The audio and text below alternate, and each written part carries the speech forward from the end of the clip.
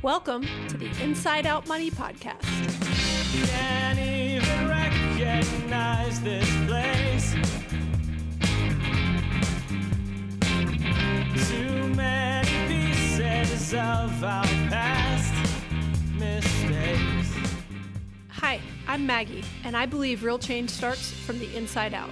So let's work together to improve our money and our lives from the inside out. We will explore all things money and our relationship with it.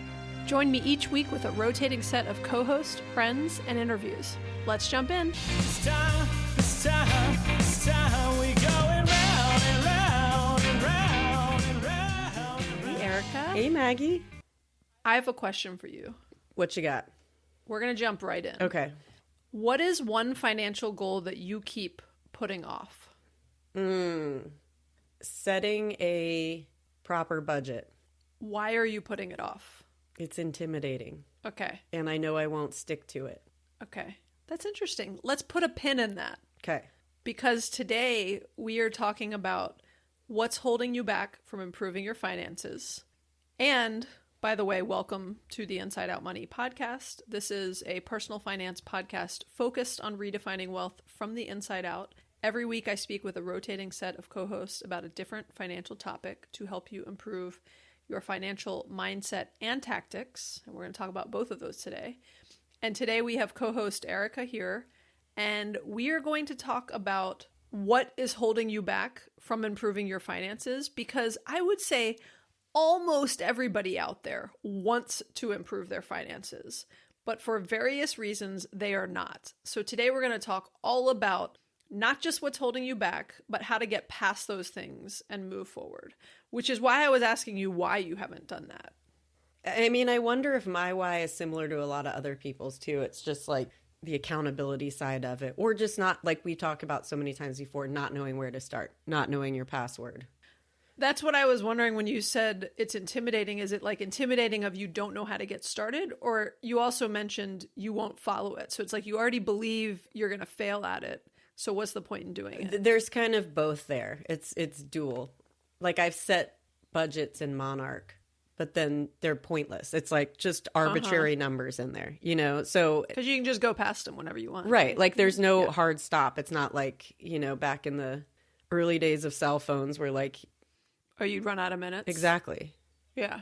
Or you had like a checking account and it would be like empty. Right. That's probably that's actually probably a more apropos. I mean, you know, I also like the running out of cell phone minutes, but actually maybe that's how I need to think about this is like, that bucket, my little, I don't have rollover minutes here for this or. Right. Well, and you would have some categories that might give you some rollover minutes, but yes, some people have to think about it that way because they don't, have the money to go over and they can't afford to, or they're in debt or, various reasons. But either way, we are going to, all those reasons you said it might have been of like why you've been putting that off, we're going to talk about it because we're going to talk about mindset. We're going to talk about time and where to start and all that.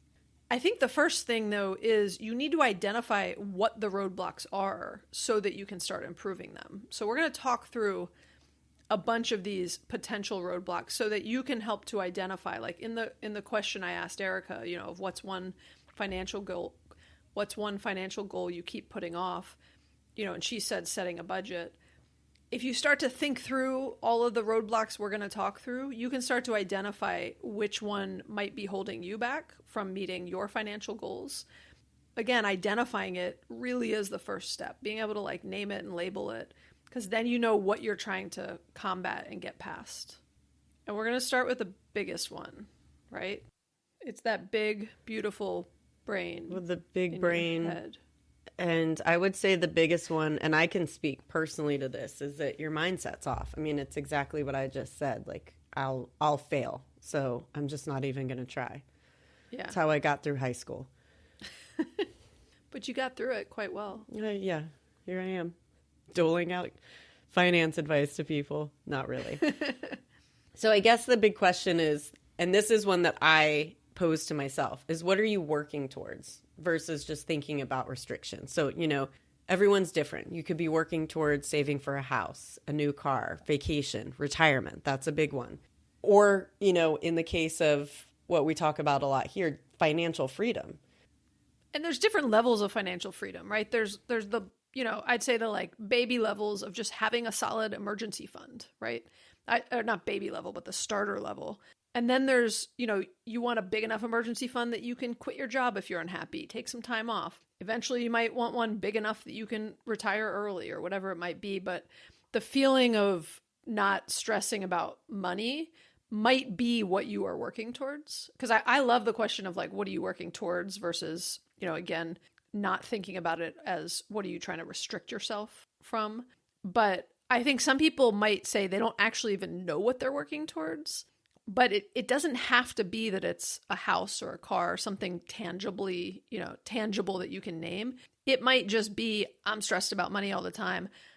When I get one unexpected bill, it throws everything off and then we're stressed out and we can't afford to pay it and we're having to put on a credit card. And you might just be working towards not having that feeling and getting to where, again, what would take that feeling away is having a solid emergency fund in place. I read something the other day and I can't remember where, so I can't quote it, but it said that having even a $2,000 emergency fund built up over time, even though to some people that might seem low, it actually is just a solid number to give you like cover unexpected expenses, like whether it's like medical bills, whatever.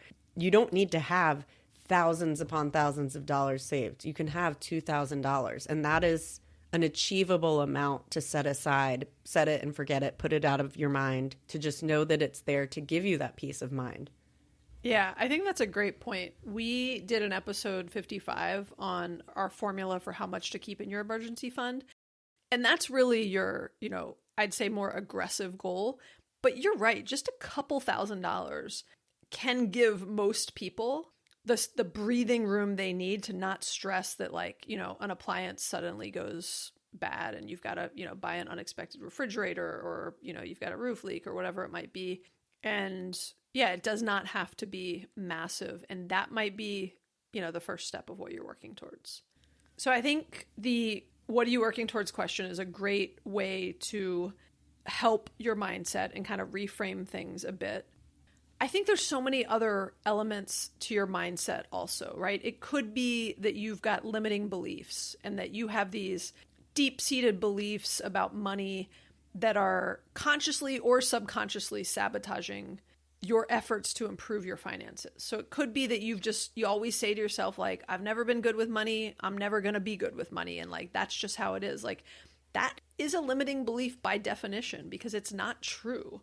And by you believing that, you're limiting what's possible for yourself. And you really want to get past those beliefs and talk more positively to yourself and put the things that you need around yourself to curb those limiting beliefs and have positivity and optimism around what is possible for you and what you are capable of and what you can accomplish. Yeah, I can speak to that one. That's definitely the thought that goes through my mind. And that's where the mindset of this comes in. Like you hear the term like flip the script, like just flip it from a negative to, I'm not good with money to I'm not good with money yet. I'm working on building my relationship with money. And I can say that I've been doing that. There are ways that you can just set little small actions to give yourself the confidence. Like if you do set aside that $2,000 emergency fund, or, I always use the example of remembering my password to get into my Fidelity account. Like that's like, hey, look what I did. Look how successful I am. And then, do the things within the app. I mean, this is very cheesy, but something I like to do is just look up positive quotes about, I would say motivational quotes to help elevate your money mindset. And the Finance Fashionista has a few just around that topic. One is, budgeting isn't about limiting yourself. It's about making the things that excite you possible. Don't let money run your life. Let money help you run your life better. If your why isn't strong enough, your excuses will be. And that one I think is really good. And then I love this one. It's not your salary that makes you rich. It's your spending habits, which we'll talk more about. Live less out of habit and more out of intent. I think that one's a really good one to touch on because a lot of what we do, like think of the habits that you talk about, like spending money on coffee, which is always like the Yeah. go-to classic example, which I think has been disproven as like, it's not actually going to be the thing that makes you retire a year later. You know, that might be the Yeah. thing that's just your thing where you spend money. But if it's a habit because you haven't started making your own coffee to save that money at home, you know, Yeah. like it's taking the time to really think about what you're trying to accomplish. Like, is this a habit? Is this an intent? Is this the thing that really makes me happy in my day? Yeah. Ask yourself these questions and take that time. Yeah. I like another one she has is replace spend with invest in your vocabulary and notice how it impacts your everyday decisions. So instead of saying like, do you think we should spend money eating out tonight? Which Greg and I just had this conversation last night. Do you think we should invest in eating out tonight? I'm not even sure if that's her point of an example, but it's interesting when you talk about spending money to say, do I think we should invest in? And I'm like, oh, actually, no, because not even around the money, but I've been trying to eat healthier and I've been not doing well this particular week. And so like, you know, do I want one more day of not doing well? Or do I want to actually make this the day that I start doing better? I really like that one. That's really good. I think just again, it's like a simple reframe of the word invest versus spend, but those things, and I know you said, you know, some of these quotes can be cheesy, but words do matter. And there's a ton of scientific evidence that reframing things is incredibly powerful. And that's what we're talking about here. And going with that, like spending versus investing, that shift in your mindset helps you think about what is a trade-off. And a lot of times we're not willing to make trade-offs. Achieving financial goals requires making conscious choices and delaying gratification, which is often the hardest thing for us as humans in the way that things are coming at us fast and furious. Yeah. You know, you got to buy this now, you're going to miss this deal. So reframing is this powerful approach, making the trade-offs not as sacrifices, but intentional decisions aligned with long-term priorities. And these intentional decisions are decisions that you have control over. You know, you're conscientiously making a decision to invest, not spend. Even if it's an investment in yourself, that's a long-term goal. Yeah, and most of the purchases we make, not all, but many of the purchases we make are actually wants, not needs, right? And so a want is not an investment, right? Calling it an investment will subtly nudge you away from actual investments. Thinking of a want is like even just the reframing of that word, you know, spend versus invest. When I say, you know, do I want to invest in eating out tonight? I'm like, actually, no, I want to like invest in the stock market or something, you know, like, How exciting. Or I know, exciting. Or like my health, right? I want to invest in other things. And by the way, we didn't eat out last night. And what a great decision that was. What did you eat? Oh, Well, it's a good question. It was late. We didn't get home until like 9. We had this volleyball, like parents versus players games. I had a bowl of bran flakes with soy milk. I'm very focused on my protein right now. And then I had a bunch of leftover stuff from a previous dinner. It was basically like a bowl of like beans and avocados and salsa oh, yum. and onion. It was just like a Yum. little, but it wasn't like a full amount. And then I had a protein bar for dessert. Thrilling. It was good. It was a good meal. But it was a bunch of odds and ends, but I felt way better afterwards. And I feel way better about that decision right now even. And so, And you're not wasting food. Yeah. And I did not waste food. I really like that you called leftovers odds and ends. Like, what are we having for dinner tonight? Odds and ends. Odds and ends, yeah. I frequently, we had tacos on Monday, so it really was odds and ends of like, I couldn't make the full meal from Monday, but I made, you know, odds and ends of it. So yeah, the point is your mindset is critical. It is one of the most important things, and it is probably the number one thing that is holding most people back from improving their finances. They think it's going to be really, really hard, and it is. We'll get into that. And so then they just don't do anything, and that is in your mind, right? Like you've got to reframe things to move past that way of thinking. We're going to share a bunch of different episodes throughout this that will be helpful to go and get more details on some of the things we talk about today. It is just incredibly important to get your mind right on this. And that's why we wanted to start on that.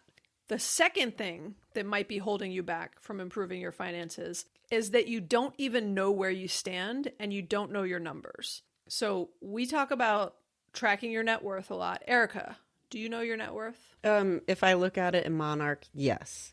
Okay, that counts. Then yes. There you go.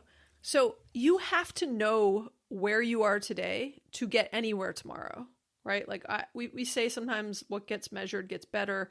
Like even if your net worth is negative, which many people's will be, especially people who have a mortgage, right? And because your net worth is all of your assets minus all of your debt. And so we have one of our very first Friends on Fire episodes, number 27, was on why tracking your net worth matters and how to do it. There's so many different ways to track it, using Monarch, using a manual spreadsheet, tons of different ways. But ultimately, like, you got to know where you're at, right? And you got to track your expenses also. Yeah, for tracking expenses too, one thing, and this is another mindset tip from Paco de Leon, who wrote Finance for the People, and this is one of my biggest takeaways from that book, is that instead of calling it a budget, she calls it a spending plan, which is another just mental tip for me of like, it's not that restrictive mindset. It's like, this is what I have to spend. I can spend within this versus like, oh no, I can only spend this much. And having that differentiation to me really helps.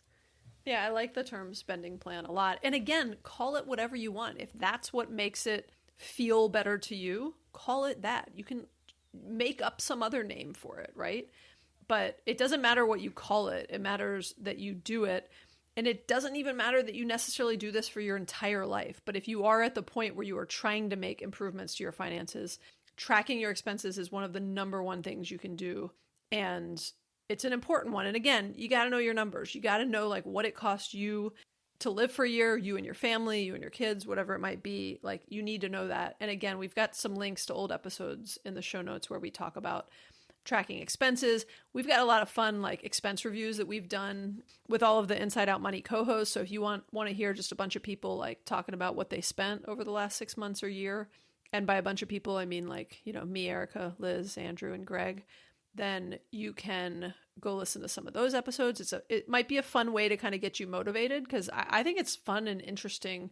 Maybe fun's the wrong word. I think it's interesting to hear what other people spend on things. You're right that that's the wrong word, but it is interesting. And I think there's a way to take away any sort of like, I don't want to say shame, any sort of discomfort you may have over your own spending habits. I think it's interesting to listen to other people's, because that's why we talk about money, expenses, things like that here, because nobody is perfect, but it also puts into perspective what people do want to spend their money on, and then what we call ourselves out on what we spent, recognizing that that's not an investment. It was a silly purchase. Maybe in the moment it was really fun, but it moves us further away from our goals instead of closer. Yeah. And we're all different. We have different things that we spend intentionally on. We have different things that we regret spending money on.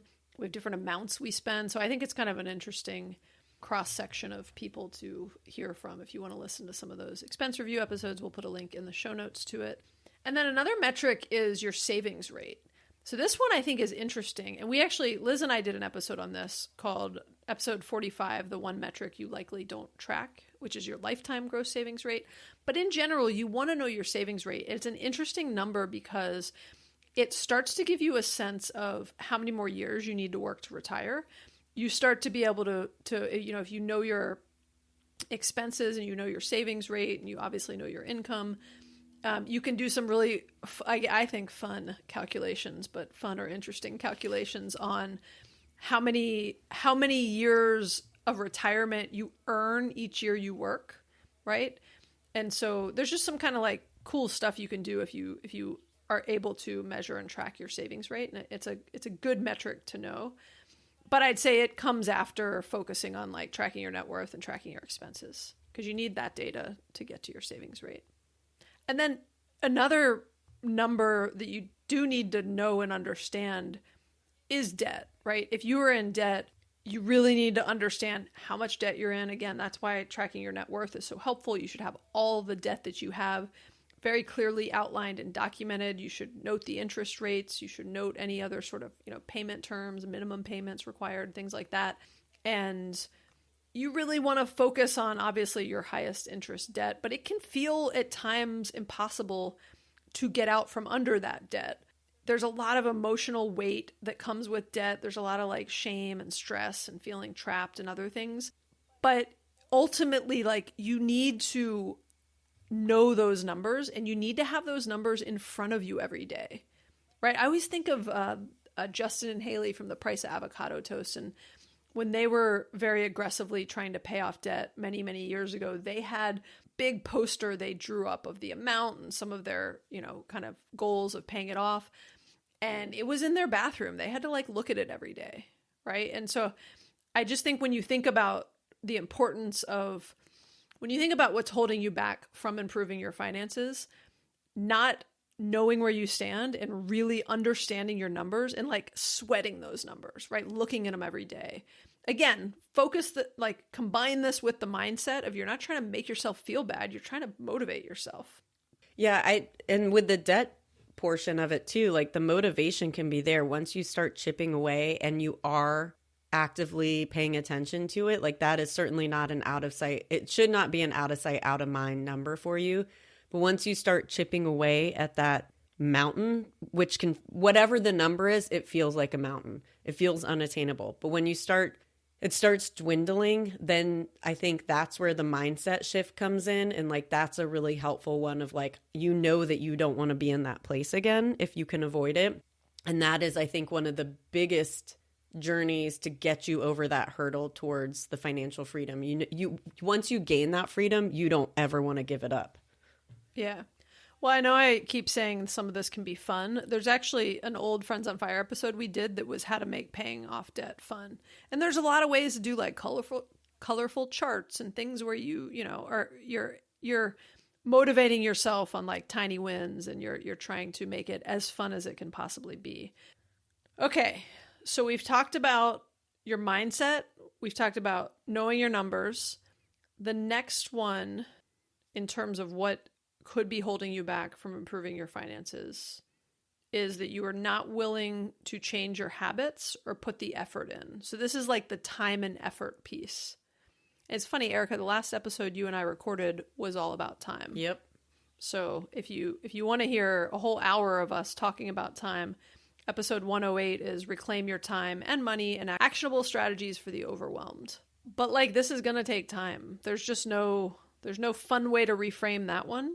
It takes time and effort to make positive improvements in almost all facets of our life, definitely financial. Are you okay? Where am I? Are you still there? What's this? Do you want to talk about starting small? Yeah. You could start small and talk about stuff. Sometimes I just listen to you and then I forget that That's nice. That you're here too. Yeah. Yeah. I'm glad my voice lulls you into a sense of... Did you say I'm paralyzed? No. Yeah, I mean, it can be really overwhelming to take this time. And so my advice is start small and celebrate the micro victories. That's like always my biggest advice. Yeah. Just doing anything is doing something. And that's one step further than where you were. So it takes discipline too. And you can't really seek instant gratification for that. It's like if you go to the gym, you're not going to get swole on day one, Yeah. You're not going to pay off your debt after you finish drawing out the debt chart with all the circles or the squares you need to color in. That's just step one. Now you got to actually pay the debt off. And yeah, all these things work together, right? To help you or to hurt you also. And so, when your mindset's off, you don't really know where your numbers are at, and you're not willing to put in the time or effort, or you might be willing, but you're not actually doing it, then you're not going to make positive improvements on your finances, right? So you have to start to think about and focus on all of these. And some of these are going to be different for different people depending on what specifically is holding you back. But often it's that many of these are holding you back, especially the time one. And again, we're not going to go into great detail on the time piece because we just did a dedicated episode on this. So go back and listen to episode 108 if you feel like you're struggling with time. But I think, back to the mindset piece, like you got to realize that this is going to be hard.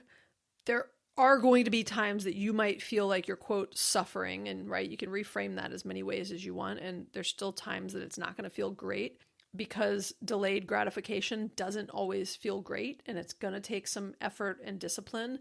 But you can't just do nothing and get paralyzed from that. People often do. But like you just got to realize, like, this is going to be hard, but I'm going to dig in. Yeah, I mean, there's no good time to start it, too. It's just like, just start it, which sounds easier said than done, and I resent the word just. But do it, you know, just you got to get going with it, and you're standing in your own way by not doing it. And I say you, that means we, you know, anyone. This isn't appointed. This isn't to make anyone feel bad, but it's to feel that, like, sense of ownership around what you can do for yourself to improve your own finances. Like, you are the one who can do this. Just take that first little tiny baby step. Yeah. There's a famous quote that I love that is, you know, the best time to invest was yesterday. The second best time is now, right? And so whether you're talking about investing or paying off debt, right, you could apply that same phrase of, you know, the best time to pay off your debt was yesterday, because compound interest working against you kind of sucks. Compound interest working for you, kind of awesome. But the second best time to pay off your debt is now, today. And so get started now. I know that's easier said than done, so let's move on. That still makes me think of the SNL skit where the therapist is just like, stop it. Like when the guy keeps saying he has various problems, he's like, well, just stop it. Just quit it. Like, was that therapist Dr. Phil? Because his advice was always like, well, if you're fat, then don't eat. And it was like, oh, yeah, genius. Right. Thanks. Yeah, appreciate it. So helpful. So the last thing we're going to talk about, which, by the way, there's all sorts of things that could be holding you back from improving your finances. We're hitting some of the big ones. We've talked a lot about like overspending and lifestyle creep and, you know, all these different things. So we're not, you know, talking about those as much today. We're trying to hit these big categories and big things that we think could be holding you back. The final one, it's a tough one. It's probably one of the toughest to get past in many ways, but it's all possible, is the relationship factor. So it's the idea that you aren't communicating and working well with your partner regarding your finances, right? So ideally, in a perfect situation, you and your partner are both on board and aligned, even if you have different roles. You know, like Andrew will always talk about, you know, I think you talk about this with the landlord too, of like, which by the way is Erica's husband. She affectionately calls him the landlord sometimes, and not to his face though, right? No, he knows. Oh, okay. You might have different roles, but you're aligned. And I think you and the landlord are a good example of that, right? You're generally aligned. You may have like different backgrounds and financial habits, but you are generally aligned on how you want to financially live your life. And you might have different roles in what you got. Like he spends more time, I think, like tracking and looking at things, but that's okay. Having different roles is okay. I think it's when you are not communicating and or aligned.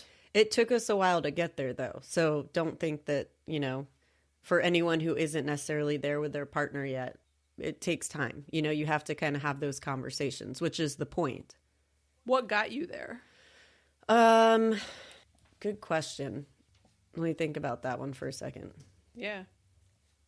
I mean, I think what got me there was knowing that I needed a little assistance. Like I'd never had a financial education in terms of how to budget, how to be more mindful of my money. My parents always had separate finances, and it wasn't like, it's not that they didn't model it for me. It was that, I don't know, like we've talked about on the show, like people just didn't talk about money. And so the landlord is very frugal minded. I'm a little less so. And so it was just, it was kind of painful at times to have those conversations. So it was some growing pains in how we got there. But I think what finally got us aligned was the more we were able to combine our finances and see them in one place and know, like, we don't want to work for forever. You know, we've put aside like money for our kids' college. We're putting aside money for retirement, like, seeing those tangible things, I think helped us like, okay, now we've got a shared goal. Yeah. I was also waiting to see if you were going to say this podcast, Erica. Oh, yeah, obviously. Well, I mean, I think for me too, like I was just a little more frivolous with how I would spend. He was more Yeah. intentional. But I would argue one of the reasons you were more frivolous is because you weren't looking at the numbers and you didn't really know where you stood like Exactly. longer term. Yeah, I which again is blindfolded one of the myself. big- Yeah. Yeah. You were just like, when you see like a little kid covering their ears and they're like, I'm not listening to you. That was me with my eyeballs and my money. Yeah. Yeah. And so again, that's, what we talked about earlier of like, that's a big thing that can be holding you back. And so again, it's like, you got to get all these things happening together. You got to get your mindset right. You got to understand your numbers and know where you stand. You got to be willing to like make changes and put the time and effort in. And you need to be aligned with your partner. And again, to your point, you're not going to be aligned on day one. We've done a number of episodes on talking to your partner about money between Inside Out Money and Friends on Fire. And by the way, Friends on Fire is my old podcast that I had before Inside Out Money.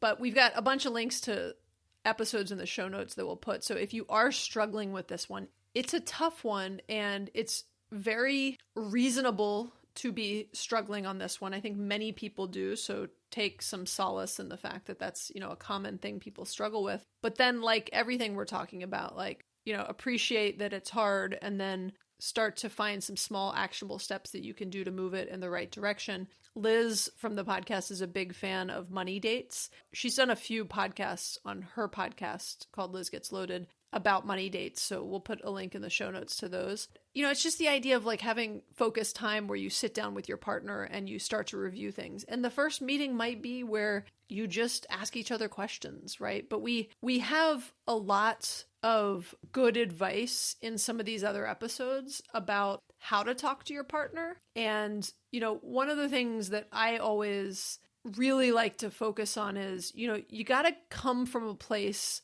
of love and common goals and things you want to accomplish in life, and not from a place of trying to, come in and be like, oh, my partner's bad at spending money and I got to get them in line. And like, no one ever wins when you come from that angle, right? Yeah. I don't want to say ever, but it's like, it's not a great place to start. It's a sensitive topic. And so go into that conversation in the mindset that, you're ultimately on the same team about this. One thing I can say with the landlord and me is, he used to track our expenses in a spreadsheet because he loves to spreadsheet and I don't. And then once we got in Monarch, I took things over because it was a little more user-friendly for my brain. And giving me that tool really helped me to see everything in one place and really gave me the ownership of it. And even just like paying our monthly bills, like I took that over. And so having just, like we've talked about, like it's in your face, me having to see it really helped. And even like to be honest, like I don't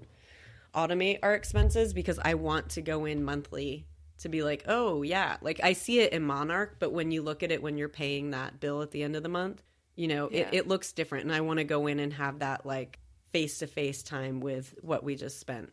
Yeah. Yeah, that makes sense.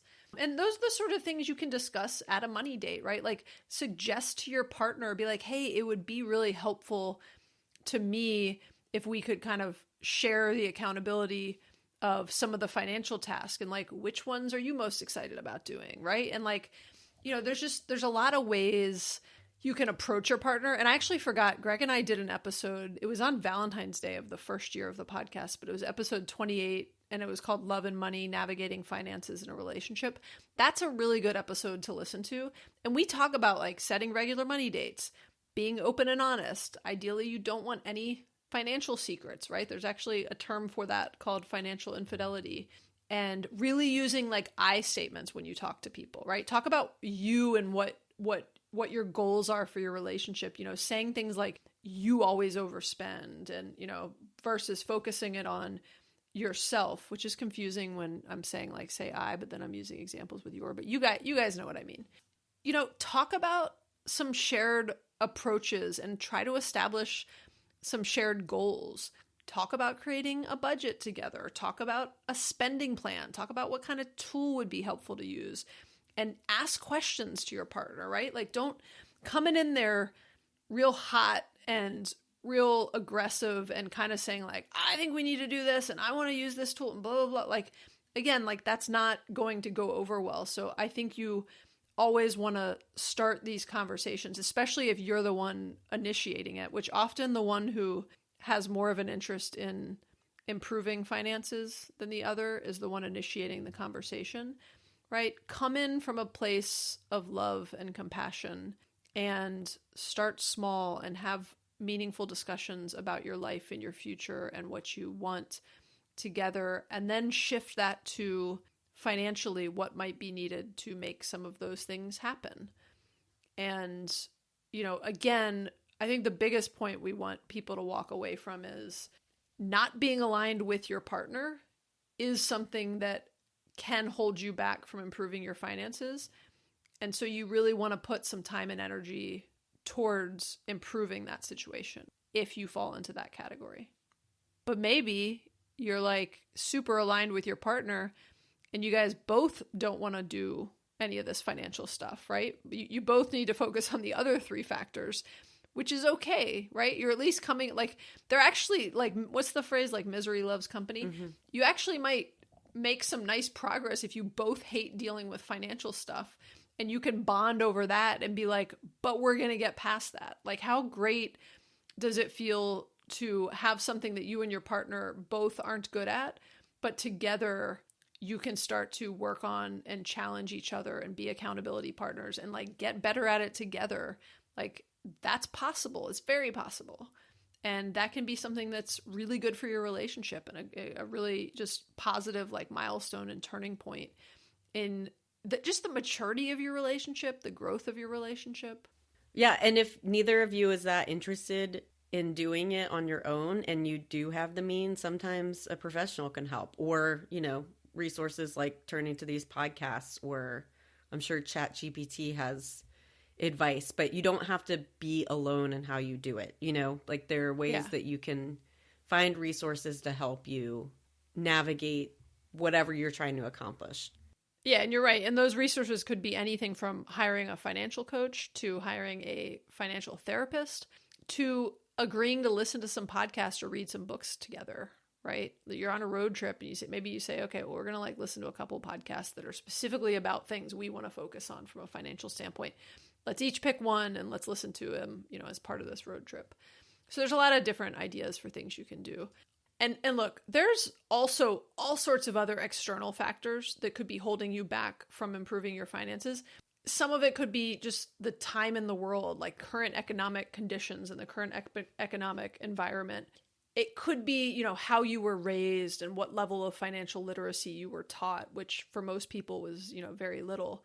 But all the things we're talking about today, you can control and you can manage, right? You can't control the current economic environment. So like, don't, you know, as easy it is to say, don't stress about that. Andrew and I just did an episode recently called Beyond the Headlines, Making Sense of Inflation, Tariffs, and Your Investment Strategy.